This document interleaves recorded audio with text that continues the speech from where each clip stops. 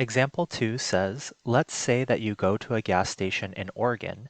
In most parts of Oregon, it is illegal to pump your own gas, so there is a gas attendant that will fill up your car with gas for you.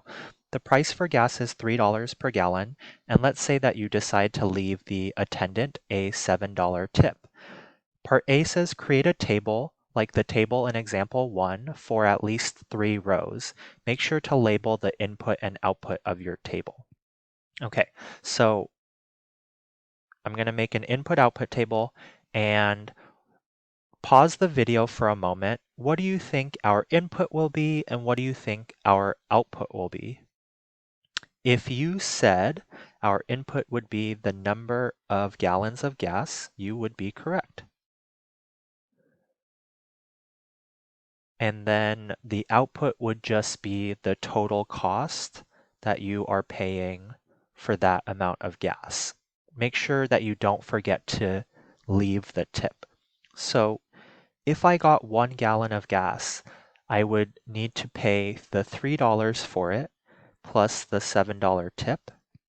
So the total that I would be paying for 1 gallon of gas would be $10. For 2 gallons of gas, it would be a couple different ways that you could think about it is that it would be that $10, but you're getting 1 additional gallon. So it'd be, you would add 3 to that. So it would be $13. Or another way that you could think about it is because you're getting 2 gallons of gas, you would be adding 3 plus that 7. So that's another way that you could think about it. If I got 3 gallons, then I would add an additional $3, and so that would be $16.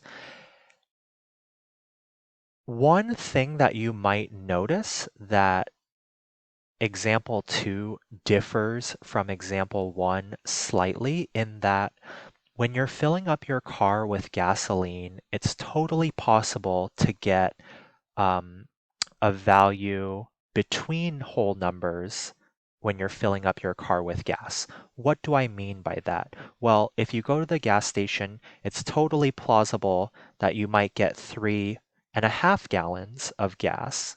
It just depends on when you stop pulling the trigger on the gasoline dispenser.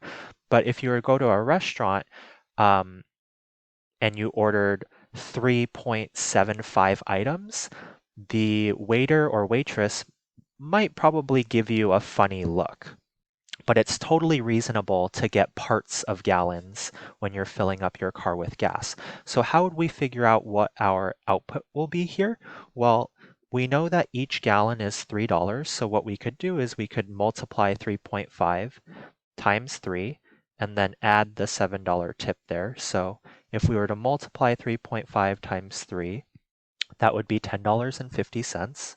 And then if we added the 7, that would be $17.50. So we have completed the table for part A. Part B says create a graph that shows how much your total cost would be if you got between 0 and 4 gallons of gas. Make sure to label your axes.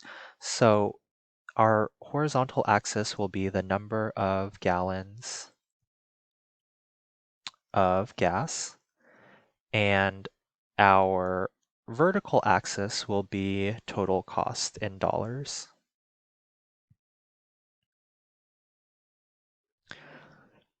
Okay, so it just wants us to show between 0 and 4 gallons. So I'm going to scale this so that every 4 tick marks is 1 gallon. And I'm going to make it so that the vertical axis, every tick mark represents $2. So 2, 4, 6, 8, 10, 12, 14, 16, 18, 20. Okay, so I can just start filling in the values from the table that we did in part A. If I got 1 gallon of gas, that would be $10. If I got 2, that would be 13. If I got 3, that would be 16. And if I got 4, that would be 19. So Another way, again, that this differs, just as a reminder, is that you can get parts of gallons of gas. So if I wanted to use my graph, I could also connect this with a line.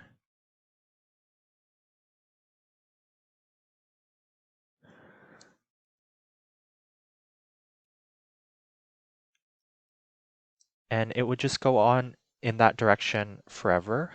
It would stop in the left direction. I'm just going to put a green dot there to represent that it doesn't go in the left direction, because that would be like getting negative gallons of gas, which doesn't make sense in the context of this problem.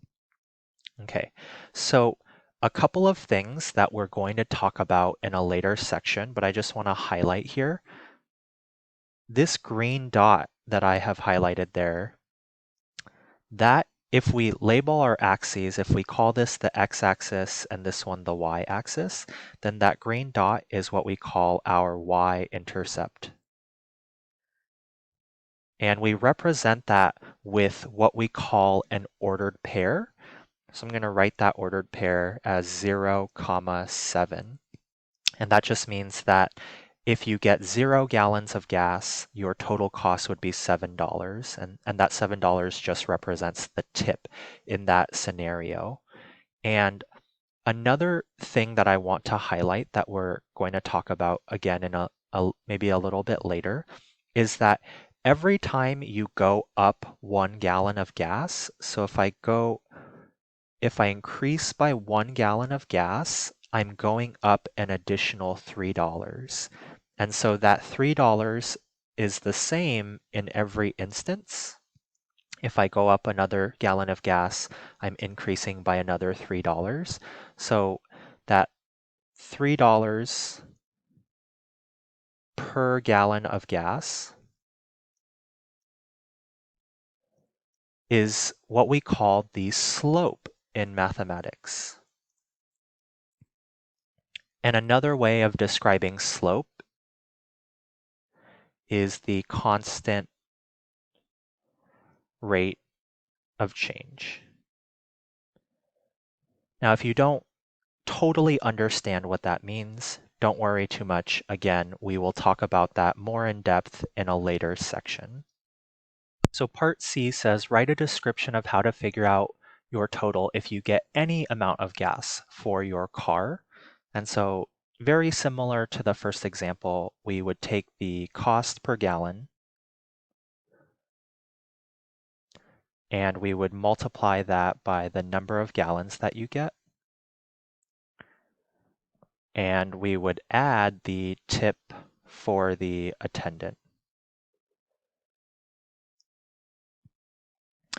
Part D wants us to utilize Part C and create an equation that models how much your total will be if you get any amount of gas for your car. And that would be y equals 3x plus 7. And I will just highlight that y represents our total cost. And our x variable represents the number of gallons of gasoline.